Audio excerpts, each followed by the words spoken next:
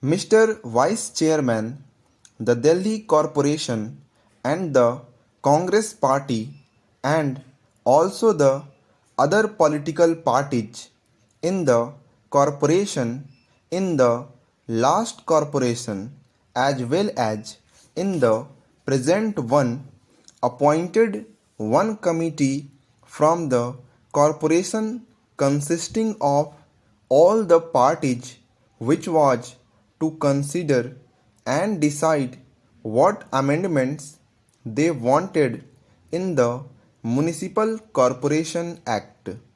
In the present corporation also a similar committee is there, which has been examining the desirability of introducing new legislation to amend and improve the functioning of the present corporation. That committee is deciding and considering this issue, and its proposals and suggestions will be sent to the Home Ministry very shortly. The Home Ministry is also very anxious that various amendments should be brought forward and that the Act should be improved so as to make the corporation very effective and efficient. The Home Ministry have asked for suggestions and proposals from this committee, and the committee is also anxious about it. That being the case, I think that this bill may be postponed pending the consideration of all the suggestions which will come not only from this committee but from the Home Ministry. The Home Ministry themselves have quite a few proposals in view to introduce so as to take care of the various lacunae that are there. Also, this committee of the corporation and the Congress party in Delhi as well as other political parties in Delhi are various to make their suggestions. All those suggestions from all the parties and this corporation committee have to be examined in detail by the Home Ministry as well as the other departments concerned, and there could be several suggestions by the ministry itself. So, when all those proposals come, then I think the whole bill should be taken up and one complete comprehensive bill should be introduced to take care of all the difficulties, shortcomings and defects that there are in the Municipal Corporation Act. I may only briefly touch some of the difficulties that we have been facing for a very long time. I think the ministry is very particular that the power should be kept in the hand of the executive. All the chairmen are also absolutely helpless, so much so that this is a common talk among the members in the corporation, among the members in the Congress party who have to run some of the show of the corporation.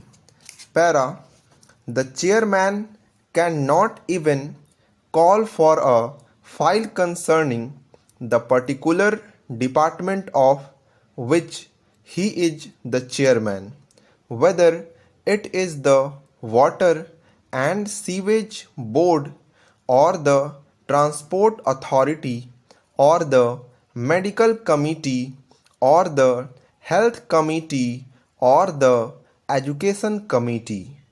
None of these elected chairmen who are there have the power or the authority to call for a file and examine the papers.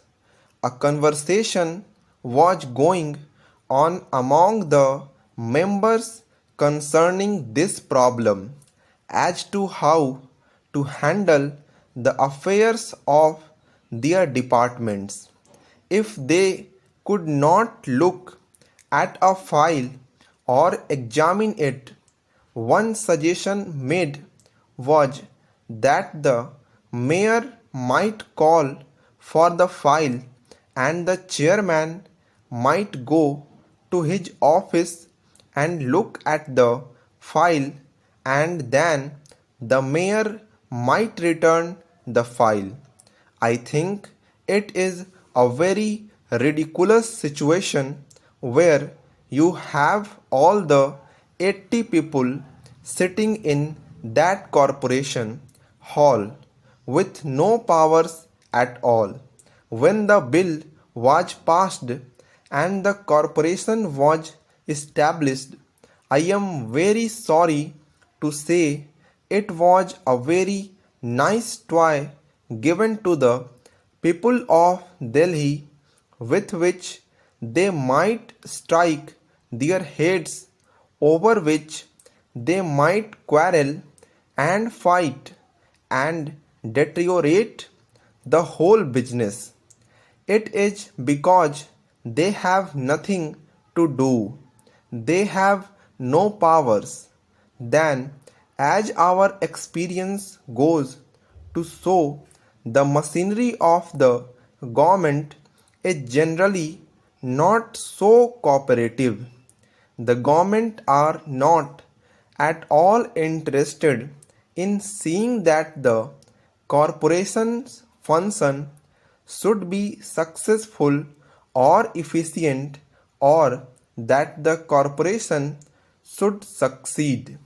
By and large, and very unfortunately, they rarely want that this whole show should be going well.